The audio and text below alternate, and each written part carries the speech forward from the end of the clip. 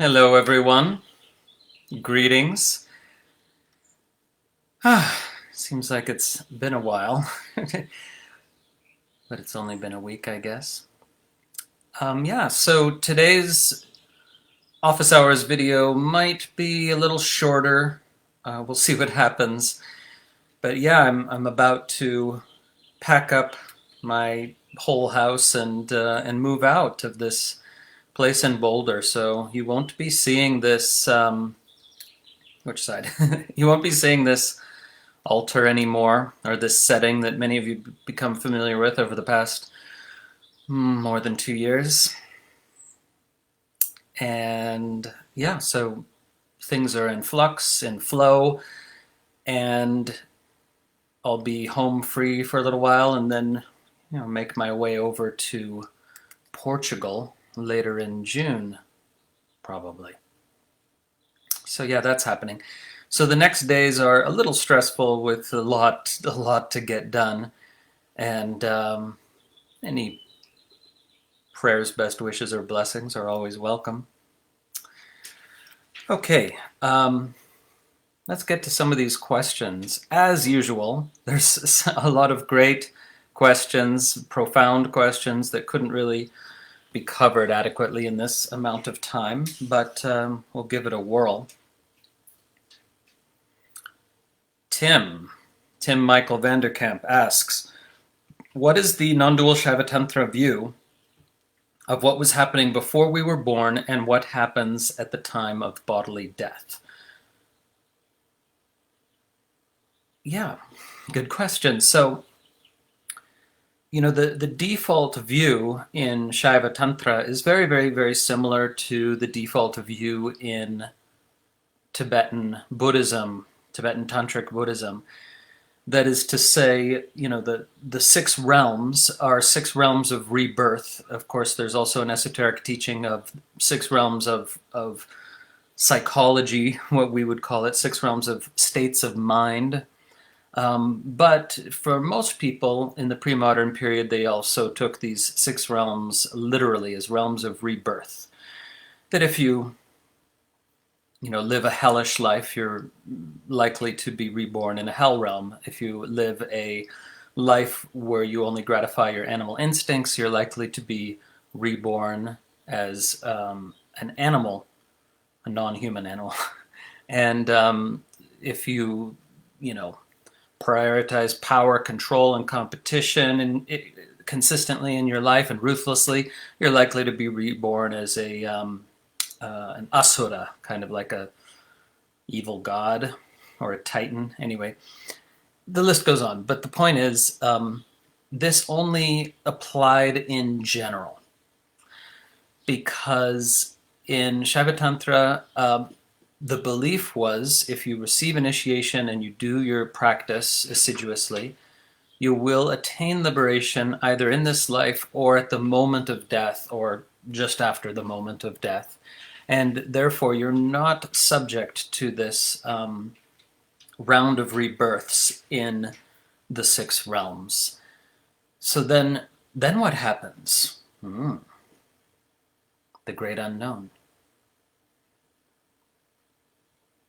Yeah, we don't get any specific description or even an attempt at a description to what actually happens. And in a sense, I think if we had asked the original masters of the tradition, they would have said that that question is meaningless. In the same way that the question, what was there before the Big Bang, is meaningless. There's no before, since time is a function of the universe that was created subsequent to the Big Bang, right? In the same way, with final liberation, if you transcend time and space, right, these being not absolutes, but mere functions of ordinary consciousness, then nobody could really even attempt a description at what comes next. Even the word next becomes meaningless. So it's beyond imagination. So a lot of people are afraid of the unknown. And Tantra is a path that's not for the faint of heart, right? Because most people would take, I mean, I haven't done a survey, but I think most people would take the known of the round of rebirths and the six realms over the unknown, the radical unknownness of what happens to consciousness when it is liberated from, completely liberated from all karma and all bondage, you might say, at the moment of death. So anyway, that's yeah, that's about as much as we have time to address that particular question now.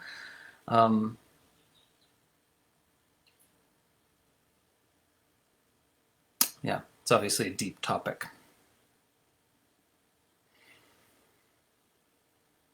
Okay, Nihal asks about the malas, the three malas, or impurities of cognition, impurities of understanding, taught in non-dual Shaivatantra. Now, these three malas are actual impurities in the dualistic tantric tradition, but in non-dual Shaivatantra, they are considered impurities of understanding. And yes, the word mala is cognate with the Spanish word mal, and other Romance languages have the same word. It's this very old Indo-European root. And Nihal asks about how we remove the malas. And he seems to be saying that anava mala can only be removed by grace. He says consciousness, but I think he's using it in the sense of God or something like that. And the other two are removed by our own effort.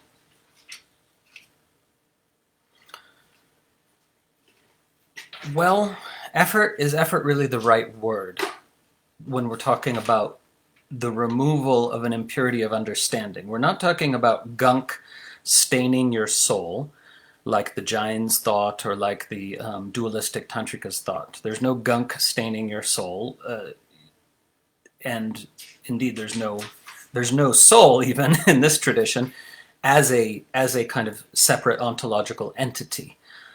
There is kind of locus of a specified locus of consciousness. There is soul in that sense, but not in the sense of a separate ontological entity. But anyway, point is, the malas are removed by spiritual practice and the dawning of insight. And it's true that anava mala, which gives rise to this deep sense of unworthiness that a lot of people have, or a sense of contraction or smallness or limitedness that everyone has prior to final liberation, that it's so deep that you can't, there's not really an insight strong enough to completely unseat it. So it's said that you simply have to do your spiritual practice, which wears away anava mala little by little by little. But there's not really this distinction between effort and grace that you're positing, Nihal, because you only do spiritual practice by virtue of grace in this tradition. You know, why are you able to sit for meditation one day and not another, despite the fact that you want to and have vowed to sit every day? Right? It's ultimately, you know, one might say it's beyond your control, but the teacher is hesitant to say that because then you have an excuse for not sitting. But the point is that it's understood in this tradition. Abhinavagupta teaches you're able to do any spiritual practice by virtue of the power of grace in the first place. So we shouldn't make this, you know, distinction or separation between self-effort and grace. Okay, so I can't get to all these questions, I'm afraid.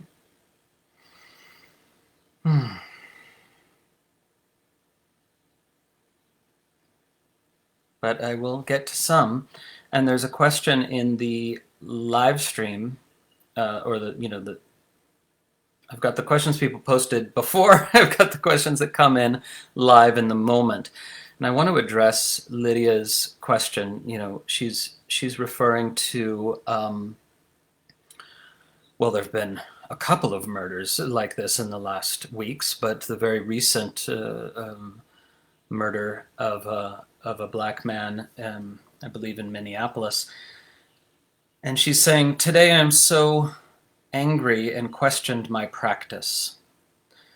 After what happened in the US, oh, and I should pause for those who don't know, we're talking about a murder committed by police officers, which, you know, is more serious in some sense because of the doubt it places on our rule of law, on the degree of systemic racism in the U.S., whether that is indeed purgeable from the system as we know it. But anyway, just giving a little context.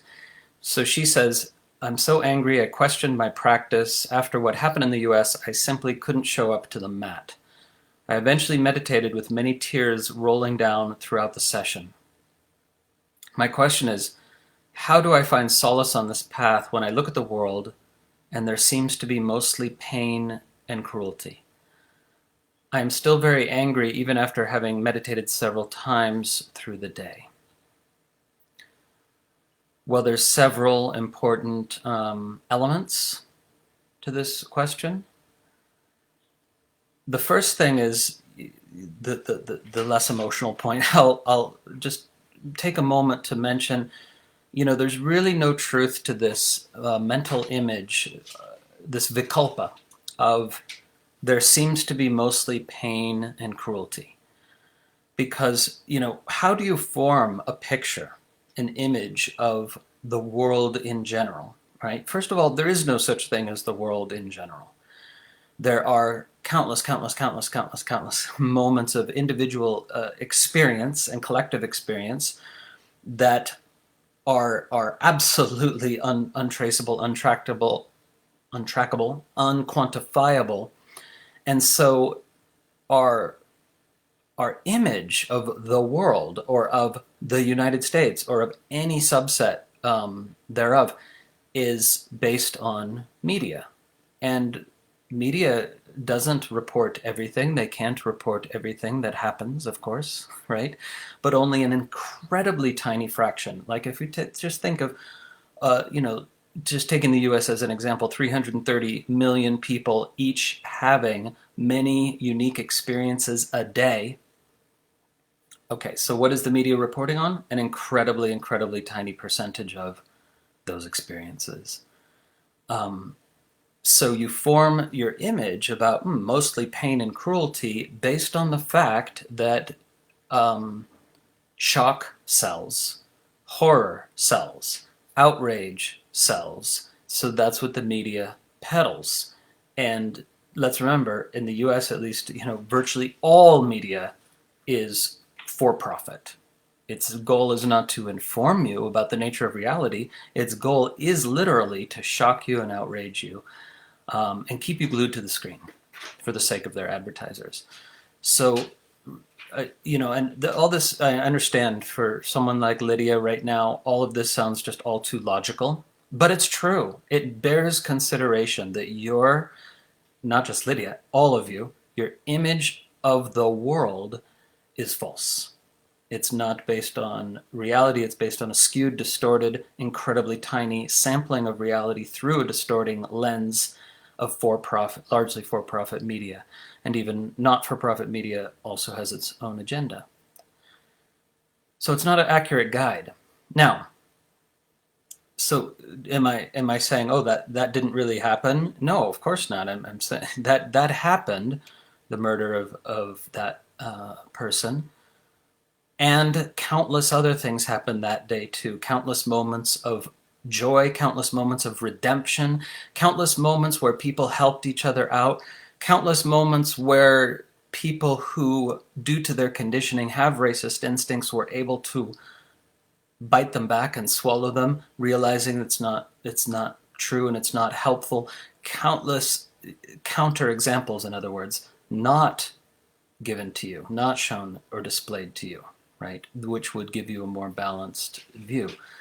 So that's the logical part, and it's also very true, and it can provide emotional solace if you really come to see that it's true rather than just think about it being true. But there's this other piece, which is the fact that when you see actions that grieve you, right? And I understand and empathize with Lydia, because when murder is part of a system of institutionalized racism, it's more impactful, right? Because you don't want to have anything to do with that system, and yet you are necessarily complicit in it if you live in that country and pay those taxes. You actually pay, American citizens, I mean, pay the salaries of the police officers who killed that man, whether they like it or not. So that definitely is upsetting. But in this context, why, I would ask, and I really don't know, I'm really asking, why would you feel less inclined to practice? Because this is exactly the circumstance in which your practice is more needed, right? If the world was full of enlightened beings and this kind of thing never happened, that's when it would make sense to me that you wouldn't feel motivated to practice. But this is precisely the context in which your practice is desperately needed, right? In what sense is it needed? Well, culture changes slowly over time. And part of how culture changes is through shifting attitudes. Are the people in a given country slowly getting more and more bitter, more and more angry, more and more disaffected? On average, of course, again, countless counterexamples to any trend. Or the opposite, you see. So your practice gives you strength. Your practice helps you find solace, not immediately. That's not how it works, right?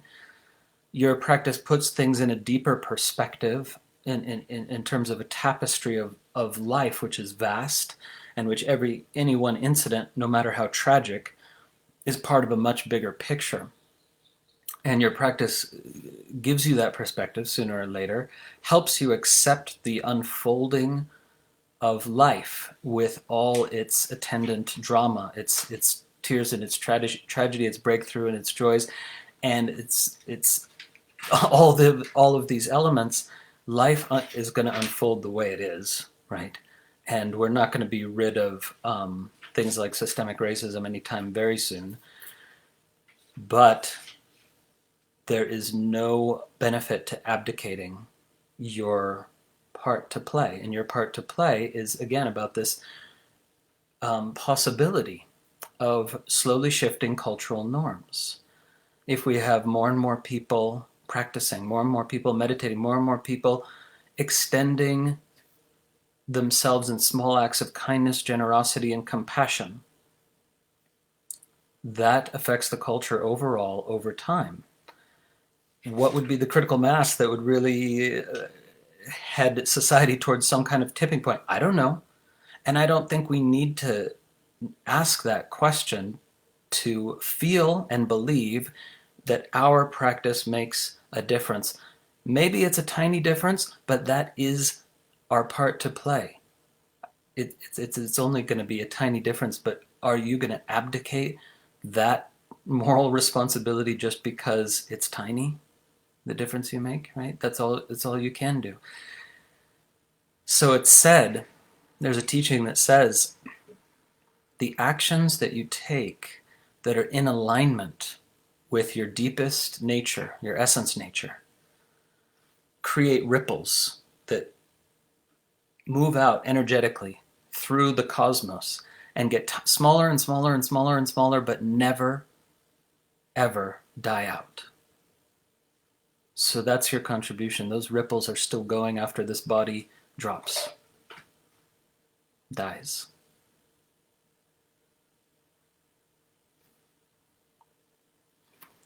So I hope that response is meaningful. And of course, no answer to this sort of question can shortcut the process of grieving. I want to say that, you still have to go through the process of grieving, but you can either amplify and prolong your grief with stories that artificially amplify it and thereby paralyze you and make you less able to practice and act for the benefit of all beings. Or you can digest your natural grief unamplified by stories and instead orient towards a view which allows you to make your contribution.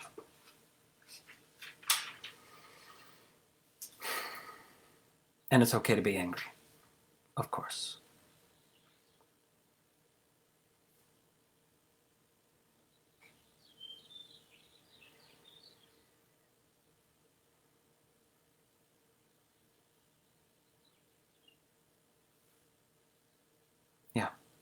Yeah, I never denied for a moment that that it's this is the tantric path we're talking about.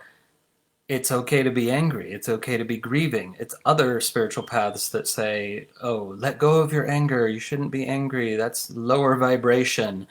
This is not the path that says that. We have wrathful deities. We divinize anger when it serves, the type of anger that serves ultimately to motivate you to act for the benefit of all beings. That is divinized and deified in this tradition.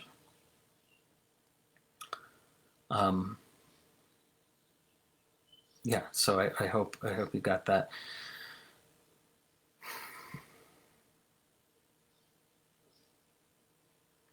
Yeah, and Karen says it's hard to practice when our systems are in overwhelm, and that's true. And in which case you should shake it out, dance it out, roll around on the floor, cry, scream, do whatever you need to do so that you can become still also, right? It's the full spectrum, right? It's the Shakti and the Shiva that's important in this process.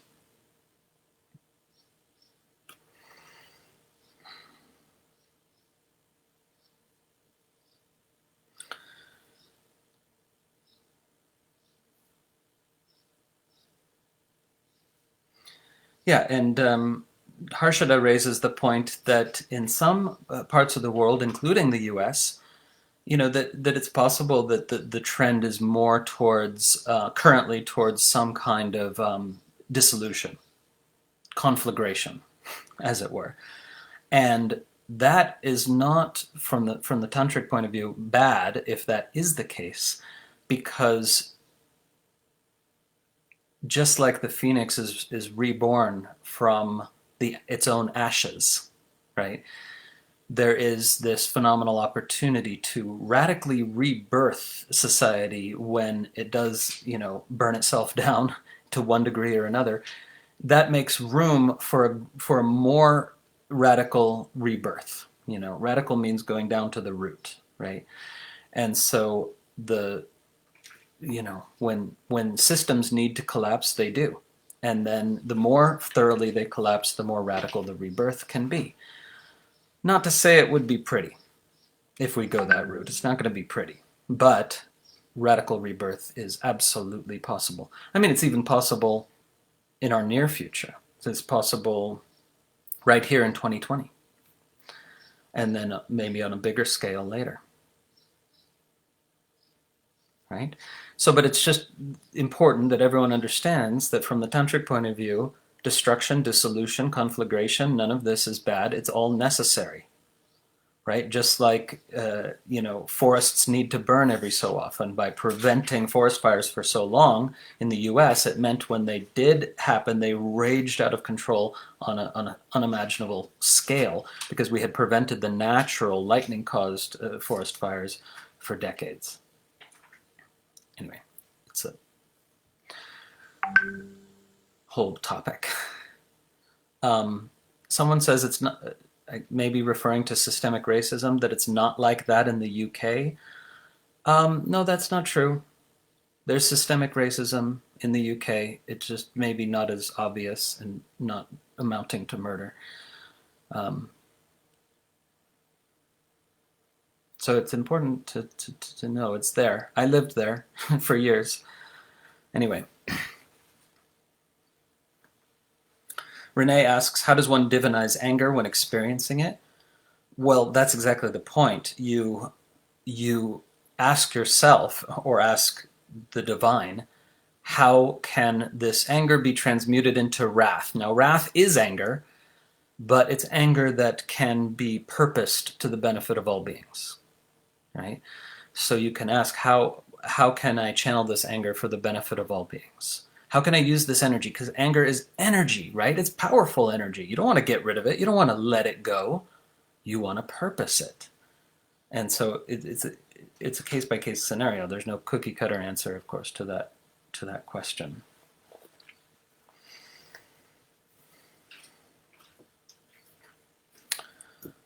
Yeah. Okay. So this obviously these topics could consume the rest of our time, but I do want to honor the questions that people sent in before. So let's get back to some of those.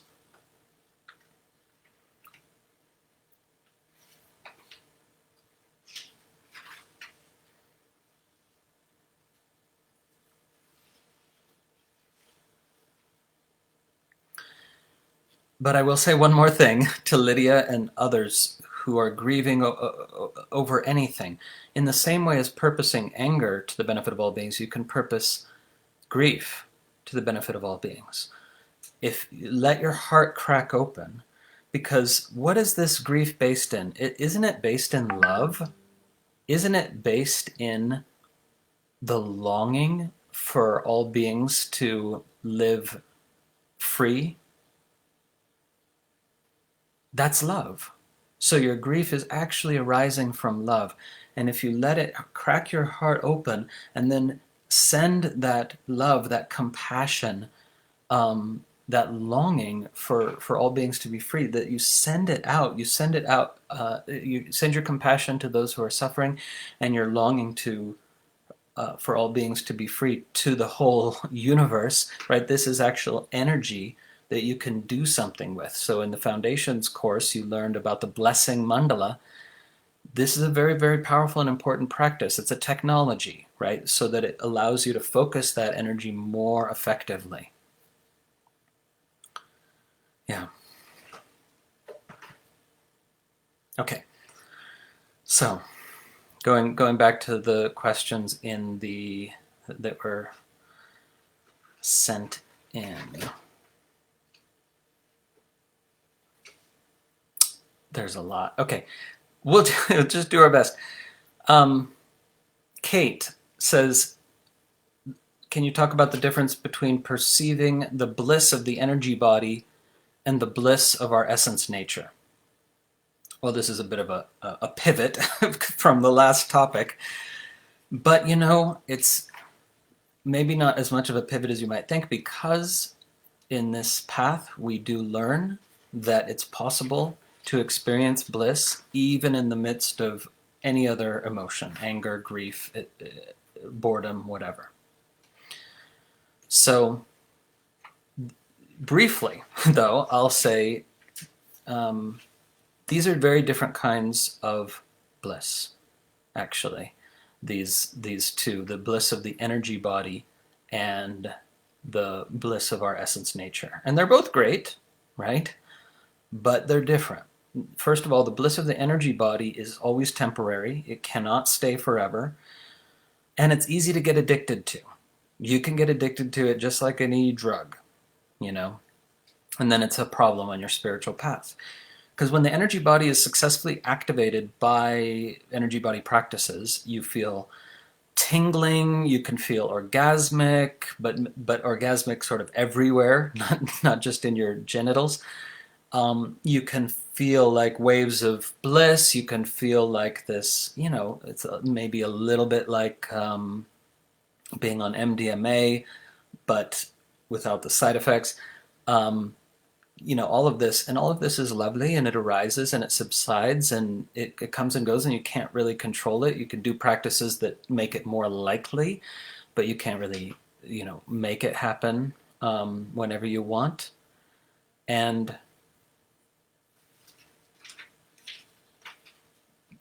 attachment to it is as much a problem on the spiritual path as attachment to anything else. But at the same time, you don't want to push it away. We have like these kind of conservatives on the path who are like, no, it's not about experience, it's not about bliss, I'll push that away. I have to just focus on nothing but essence nature. No, that's right. That's also being in resistance to reality. That's also still perpetuating struggle, right? But the bliss of essence nature is always there. It never goes away. And it's also very quiet by comparison. It's soft, it's gentle, it's quiet. And yet it's something more than just contentment. Right? Contentment, as we usually use that word, describes something that pales in comparison to the bliss of essence nature. But bliss isn't the right word either, right? Because bliss to most people implies some, ecstatic emotion or something. And the bliss of essence nature is very, very, very quiet, and but it's deep. And it's almost like a profoundly loving yes to reality, to each moment of experience, right? Including to the moments of experience that the mind rejects. There's this deep, if you care to discover it, this deep inner, quiet, loving yes. Sort of like in the same way that a healthy mother loves all her children even when they're throwing a tantrum. And wouldn't have it any other way, right? Tantrums come with children. Children come with tantrums. And, a very well-adjusted and healthy mother, it totally accepts it as part of the package and loves the whole package. And maybe such mothers are rarer than we would like, but but the principle of it's a comparison, right? Because that's why the tradition calls, well, the Trika tradition often refers to awareness as the divine mother, the goddess. Why do I always have the wrong hand? Okay. It's because they do a weird thing with flipping the image. Anyway, there's the goddess Paradevi. And in the Trika tradition, she is the embodiment of unconditioned awareness, which is also unconditional loving presence. And so the Divine Mother, why would you call awareness, the power of awareness, essence nature, the Divine Mother? Because for this very reason, like a healthy mother loves all her children in whatever condition they are in, awareness, it's willing to meet every moment of experience just as it is.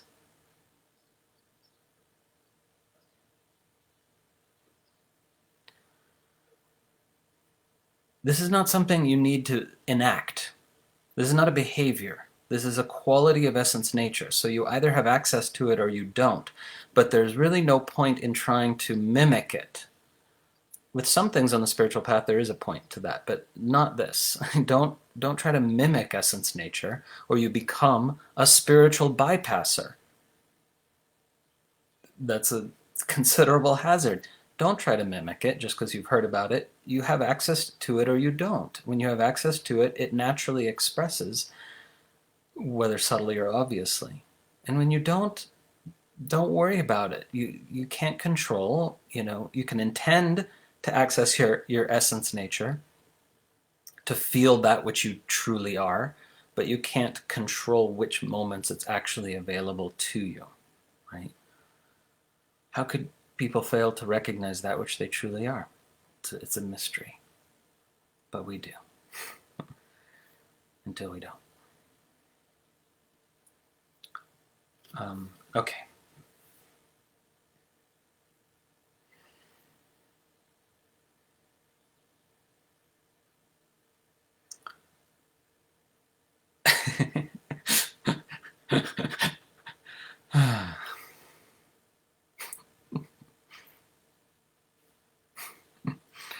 I'm just laughing at a comment in the live feed. You know who you are. Okay, Renee says, it wasn't her comment, I was laughing. Can you mope around the house while still enjoying the bliss of essence nature? Absolutely. Absolutely. Oh man.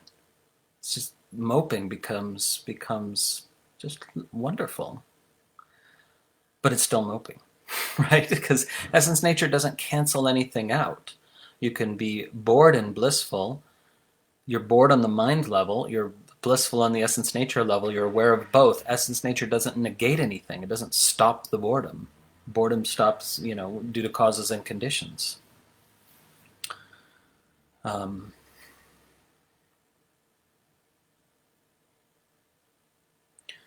Yeah, Fani points out this phrase infinite value as a kind of pointer towards the nature of essence nature. But not only essence nature has infinite value, incomprehensible value is what that means. But also it allows you, when you dwell and abide in essence nature, it allows you to see the infinite value in everything. Yes, even in death. And even in murder. Not that murder should happen, right? But it can be part of the mechanism of waking up, right? It's a mechanism we want to elide as soon as humanly possible. But I guarantee you, every time there's an event like a what do we call it? A miscarriage of justice amounting to murder. Somebody awakens on that basis. Somebody decides, I'm opting out of the normal way of viewing reality, and I'm going to find a deeper truth, no matter what. They're out there. They're having that moment right now. Somebody, guarantee it. That doesn't, of course. Anyway, hopefully you get my point. Renee says addiction to bliss energy is a healthy addiction, right? No, it just has less deadly physical side effects to drug addiction.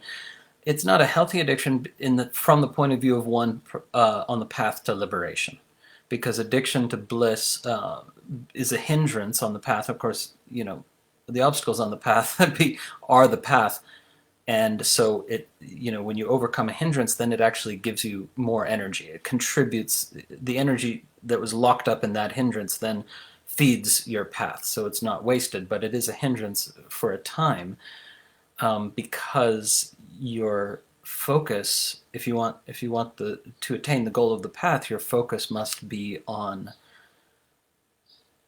something better approximated as radical truth, and not bliss. Bliss is a side effect.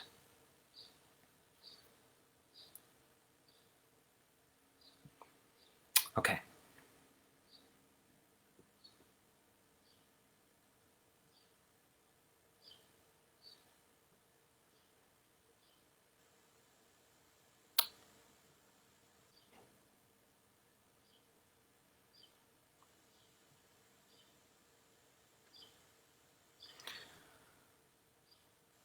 Yes. We should produce bumper stickers that have the phrase, follow your blisters, right? Because it's both. Follow your bliss, your heart's deepest longing, your passion, your calling, but follow your blisters also, right? You realize they're one and the same thing, right? So that's why we can't choose one phrase over the other. We need both. We need follow your blisters. Anyway. Can we get to a couple more questions? Crystal says, what is the difference between Vāsanās and vikalpas? Well, I mean, a large difference. They're very different. They happen to both start with V, but but they're also related, but they're very, very distinct terms, right? Because vikalpas means mental constructs, mental models of reality, mental representations of reality, narratives about reality, all of this, right? Thoughts, but especially, a complex of interrelated thoughts is a vikalpa. And Vāsanās are samskaras. Vāsanās are complexes of samskaras, right? So they're very distinct, but they are related in the sense that Vāsanās feed vikalpas, and it becomes a vicious circle. There's another V word for you, but English this time, Latin-based. Anyway, the impressions of past experiences which remain unresolved and undigested in your system heavily shape the stories you tell about reality. If you have undigested pain and hurt, you're going to tell a story, the world's a bad place, or people are inherently bad, or some less simple version of that, right? So absolutely your vasanas shape your vikalpas. But here's the thing. It becomes a self-fulfilling prophecy, because when you see reality in a particular way, that influences what possible experiences are available to you and which ones aren't. If you're totally convinced, that people are basically bad, well, because of the way confirmation bias works, you're going to notice all the bad actors much more than you notice and place signification on all the other sorts of actors in the world, right? And so then that reinforces your story. And in extreme examples, you even end up sort of attracting or pulling in people who will confirm your story, because the ego would always rather be right than happy. So in extreme cases where you're, very deeply convinced of the story and you want proof of it, well, proof arrives and it's not pleasant, is it? So you end up creating situations that prove your story right. And if it's dramatic enough, this cycle, then you actually deepen your wounds, your unresolved experiences get reinforced with more pain, more painful experiences, which then feed the stories. So this can be a very, very vicious cycle. And the only way out of it is a kind of leap of faith, really, that where you realize, okay, my stories about reality are conditioned by unresolved, undigested experiences. They are a distorting lens, and I can't live with this lens anymore. And I'm not convinced that people, are inherently good or anything. But I've got to make some kind of leap, And I'm not, by the way, I'm not recommending the leap towards everybody's basically good. That's not that's just an oversimplified example, right? I do believe it and see and experience that there is goodness in everyone, but in some it's so buried that it's not safe to approach those individuals, right? So some naive conception of people are basically good is, of course, dangerous. But some sort of leap of faith is necessary, like a leap of faith in yourself, that you can radically change the prescription of your glasses and have a different experience of reality, that the world doesn't need to change. It will change, but slowly. But the world doesn't need to change. It's your perception that needs to change. And when it does, you can have a radically different experience of reality, even though the world has scarcely changed at all. And then with that radically different experience of reality, you contribute to the changing world in a positive way. That's the responsibility here, once you see that it's possible.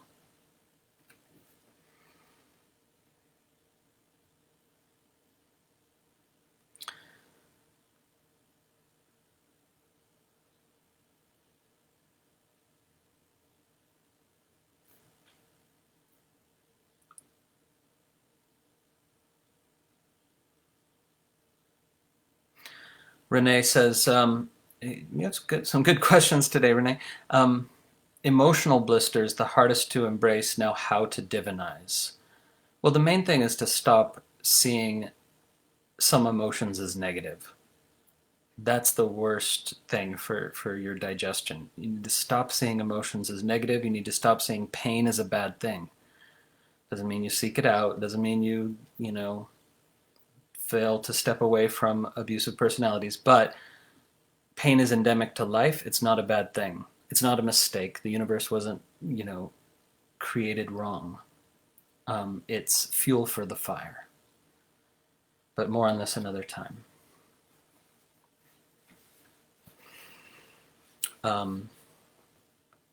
So I'm just seeing a comment from Beryl in the live feed, and she's seemingly very upset. And I just wanted to clarify what I said earlier. This is still on the issue of the police murder of the black man, and I think it's a murder. But legally, what our legal system says, and I think it's right to say, is that it's not appropriate to call a killing a murder until conviction. Now, the problem with this is, of course, in a system that is rigged, and that's why I'm happy to call it a murder. But you see, the problem is people are innocent until proven guilty, and so when we make the verdict before the verdict has been brought in by a jury, assuming that jury is actually fair and the system isn't rigged as it isn't in some cases, we straddle a very delicate line because mob justice is not okay. It's not okay for us to presume that we have the right to convict somebody on the basis of our opinion or emotions. And I know that may be hard to hear, but we have to have rule of law. Even if the rule of law is faulty, we need to work to make it better. But without respect for rule of law, we're in really big trouble. Even when the rule of law is corrupt, yes, we have to work to make that better. But anyway, that's a whole nother topic.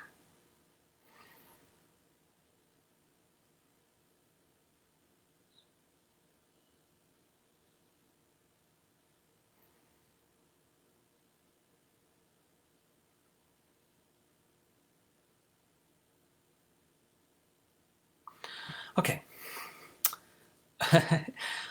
Our community is passionate. You guys like to get into the nitty gritty, and I love that. But sometimes some issues really would take hours to hash out, and we only have a few more minutes. Okay, Gabrielle is asking about do the Ida and Pingala nadis really form a kind of a double helix formation, intersecting with the chakras in some descriptions, in some accounts, in some illustrations in the pre-modern period? Yes, they do. And really, people like to call them double helix, like, oh, they knew about DNA intuitively hundreds of years ago. But really, the pattern is more like a caduceus, the ancient Greek symbol of the caduceus, like the two snakes going back and forth with a staff in the middle. Now, this symbol made its way to India after Alexander, so after 300 BC, and became integrated into the Indian world, and it's frequently used carved on stones for the last 2,000 years, all the way down to today. Stones that are used for the worship of nagas. So I think this crisscrossing formation of the nadis, and the nadis can manifest in multiple ways. By the way, they're not anatomical organs, so the nadis can manifest in different shapes and formations. But one of those formations of the lateral nadis is as this caduceus formation.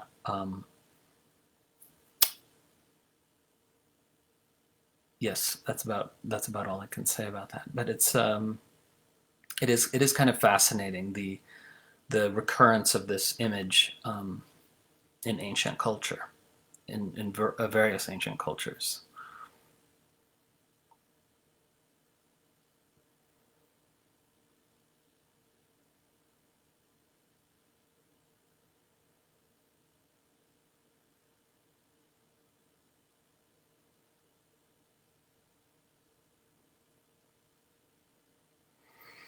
Radhamadhav Das says, can you please explain the Tantrika understanding of love? No, not in 5 minutes, but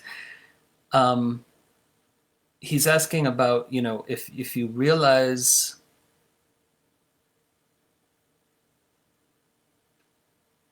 the truth, if you awaken or to whatever degree, and realize the nature of reality on this path, how do you experience love then?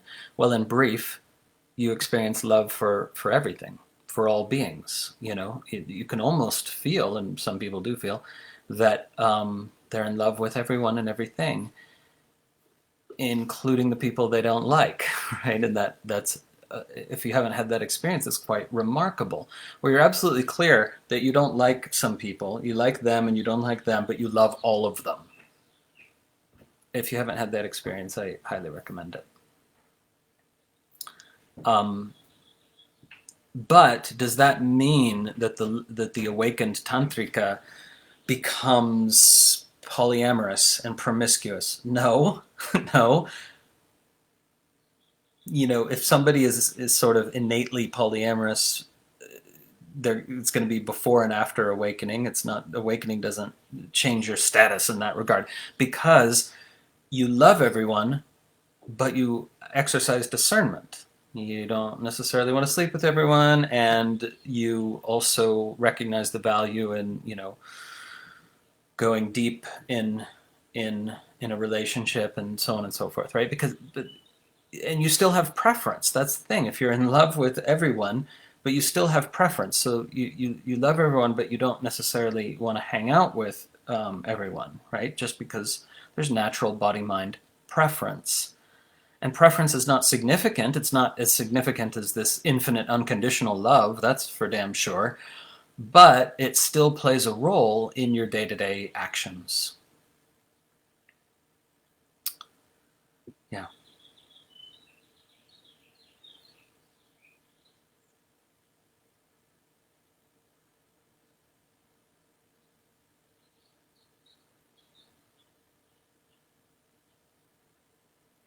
Very briefly, Rowan is asking about he received this nagamala made of snake bone. Usually you use that sort of mala when you're working with, fierce deities, but there's no harm in using it for japa, for any, well, no, it's not. It's not appropriate for any deity, actually. It's appropriate for any tantric deity, especially appropriate for fierce deities.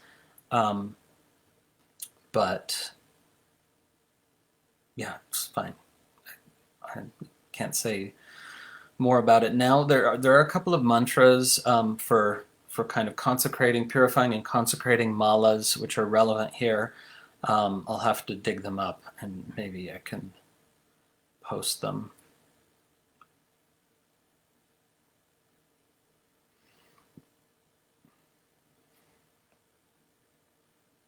Okay, I've gotten through about a third of the questions.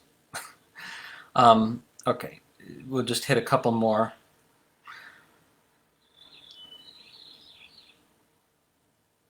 Dan, things to be aware of when practicing kundalini. I've seen online about dangers of kundalini.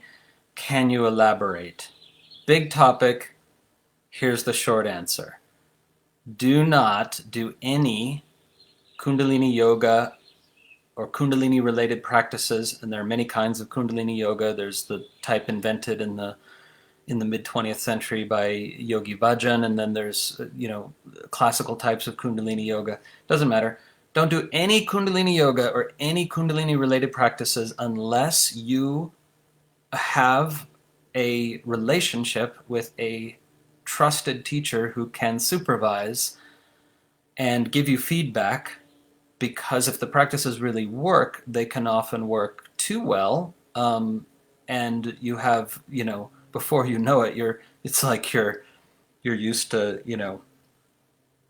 riding a bike, and suddenly you're in a sports car careening out of control on the edge of a cliff. How are you going to handle that? It can happen. I'm not saying it'll happen to you, but point is, just why would you mess with something that you have no idea how to handle or how to relate with it if it activates more on the strong side of activation? No, just look, kundalini can awaken on its own very nicely and more mellowly, and if you kind of push it or force it through practices that can do that, you better have one-on-one access to a trusted teacher who can supervise and give the feedback. So, yeah, that's the short answer.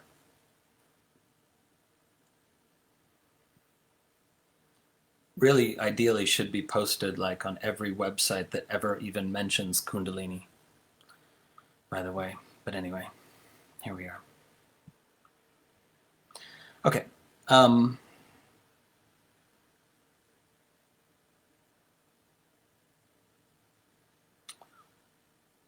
Glenn. Hey, Glenn. Says, shaktipata, right, the initial awakening that really gets the whole ball rolling, doesn't necessarily have a kundalini component, but it can.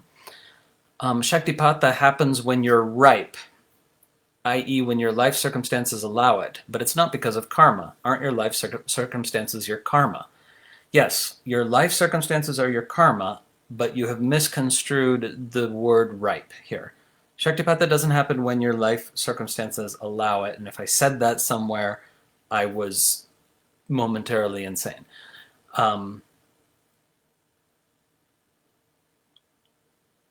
Actually, it's slightly complicated, but the ripening, let me clarify, the ripening in question is not determined by karma. It's not related to karma. It's not contingent on karma. It's something indefinable and beyond comprehension, but something akin to the maturation of the soul. Just don't take that phrase too literally. There's a ripening, and you ripen that attracts, as it were, the shaktipata, and almost like a law of physics.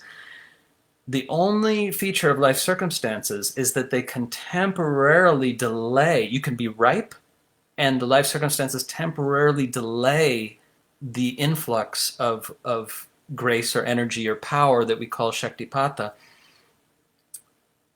So this simply explains why when one person receives shaktipata, it's a huge traumatic event, and when someone else receives it, it's a much quieter event. And that's said to be, look, they're equally ripe, because shaktipata can't happen unless you're ripe.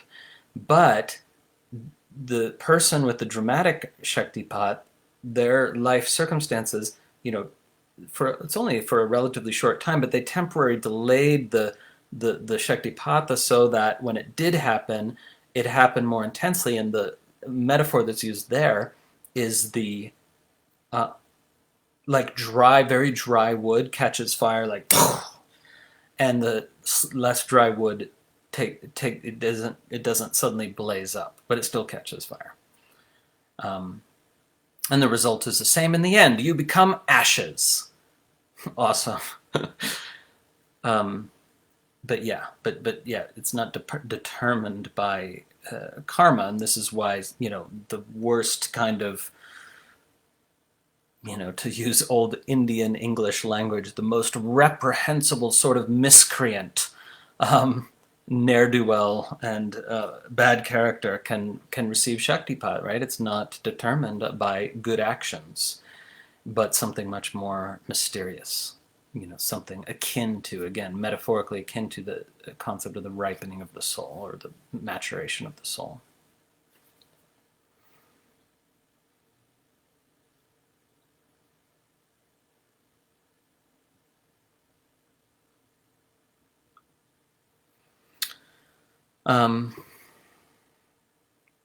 And Glenn asked another question about, is it impossible we're living in a simulation? That is not going to get into right now, but no, it's not impossible. It's not impossible because consciousness is autonomous in whatever context it occurs. Whether we're in a simulation or not doesn't matter. But if it would usefully explain, the simulation hypothesis would usefully explain, what appear to be a very large number of NPCs in this particular game we're in. I don't know. I don't want to get into that, but it's possible, and it's also possibly not. Who knows? Doesn't matter, because consciousness can wake up to itself, regardless of the context. Doesn't matter if it's a simulation within a simulation within a simulation, or there's no simulation. Because from the Tantrik point of view, the non-dual Tantrik point of view, it's all a simulation anyway, because everything is just consciousness. There is no objective universe. So whether it's a simulation running on hardware or or on quantum foam consciousness software, who knows? And it doesn't matter.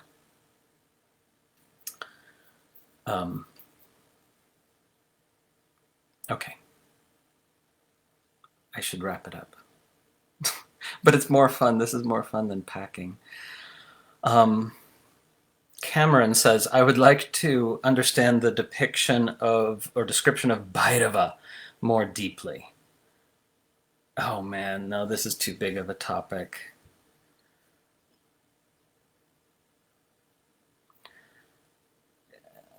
Bhairava is fascinating. Bhairava is like the key to understanding South Asian religious culture, because in the most esoteric Tantric philosophy, Bhairava is invoked as sort of heightened awareness, expanded awareness, intensified awareness, awareness revealing its most intrinsic qualities as awareness, which is a very esoteric idea. But then Bhairava is also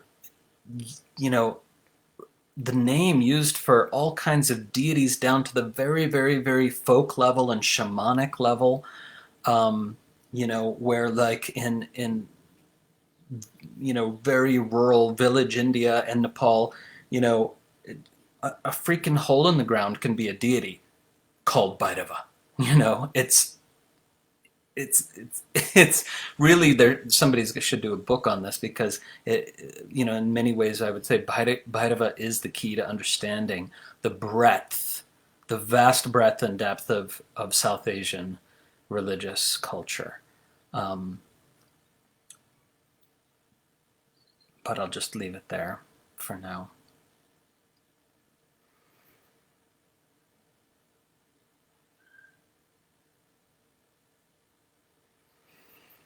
I was hoping to get to more questions. Well, we might have to just save them for next time. Don't ask 100 more questions before next time, because I'd like to get to some of these. Like Dave asks a great question. It's such an important question about how can there be moral responsibility when there's no such thing as free will, at least as we think there is. Well, that's one of the most important questions, and there is a reconciliation there. Not even a reconciliation; it's just a deeper view in which both of those make sense. So we'll come back to that. Okay. Lastly, Ines says, "Can you explain in which cases trance-like states like samadhi are not beneficial? In light of the project of awakening and liberation, no trance-like states are beneficial. None of them. They're only beneficial for, stress reduction, attaining certain supernatural powers, which one may or may not believe in. They're not instrumental towards awakening and liberation. Trance-like states or trance states. Okay. But they can be very restful and lower your cortisol, lower your stress hormones, and be good for health, right? So I'm not saying they're bad.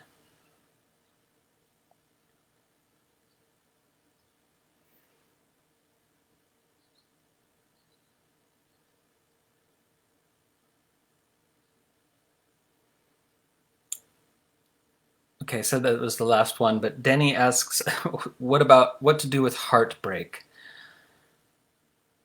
Is the intensity of heartbreak related to thought patterns, vikalpas, or undigested impressions, samskaras, or both? Both, for sure. And heartbreak is only unbearable when you're believing your stories, when you're believing the stories about any number of things, why it ended, whose fault it was, how you screwed it up, if only I had said this, I'll never be happy again. There's a million possible stories associated with heartbreak. They are what make it unbearable. If you can peel off and jettison the stories, then the pain of heartbreak is beneficial. If you can't, the pain of heartbreak can be debilitating, depressing, and crushing. Anyone experiencing heartbreak, please pick up the book by Guy Winch. I think it's called Heartbreak. Guy Winch. He's pretty awesome. He has a couple of good TED Talks. Emotional First Aid is one of them.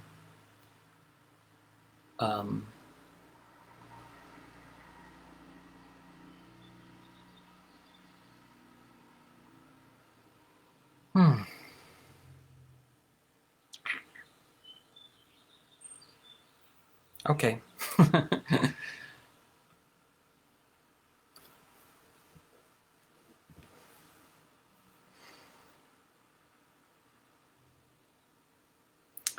Just seeing Ron's comment,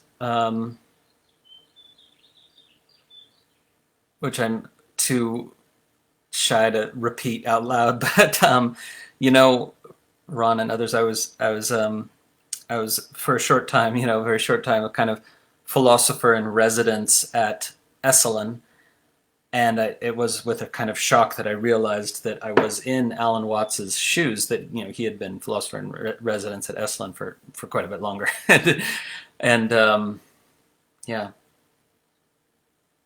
I think he was a remarkable man. Maybe a crazy man, who knows? But he was certainly a remarkable man because I didn't, when I can't go on and on, but when I looked more closely at his work, I realized that he had intuited a lot of things taught in non-dual Shaiva Tantra without having studied that tradition. And he did study some Tantric Buddhism, but he was already intuitively saying a lot of those things before a kind of serious or sustained encounter with Tantra. It's very impressive.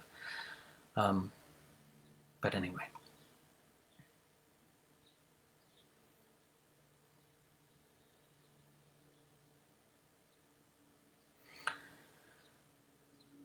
Thank you guys.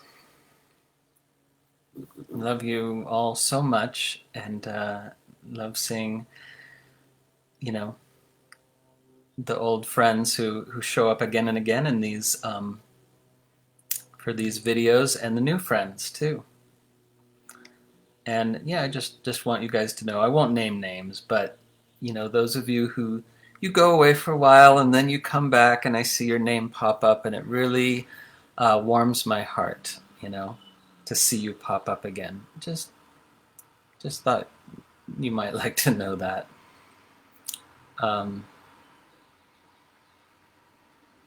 Yeah, thank you all. Okay.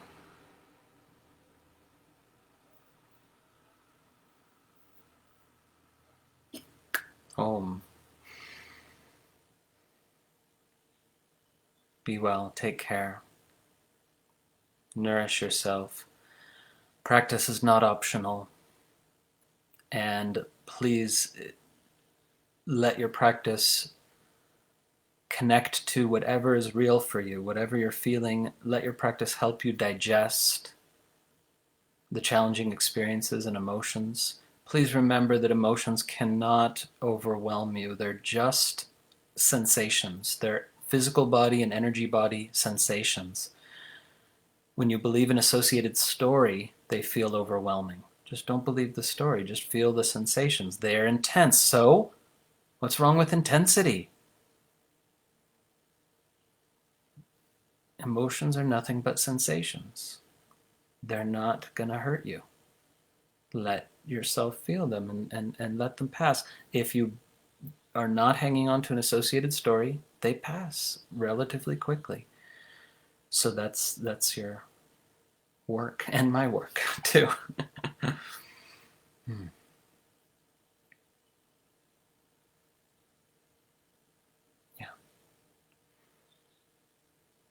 May not be able to be in the group much the next few days. Be busy every waking moment probably. So I hope you support each other, and please be kind to each other. Slow down, be patient, be gentle. If you're arguing about some tendentious issue, that's when you slow down. That's when you slow down more. That's when you get more patient and contemplate before you post. Om. Oh, I forgot. Bill Ezekiel. Yes, being, awareness, same. Last answer. Lots of love. Bye.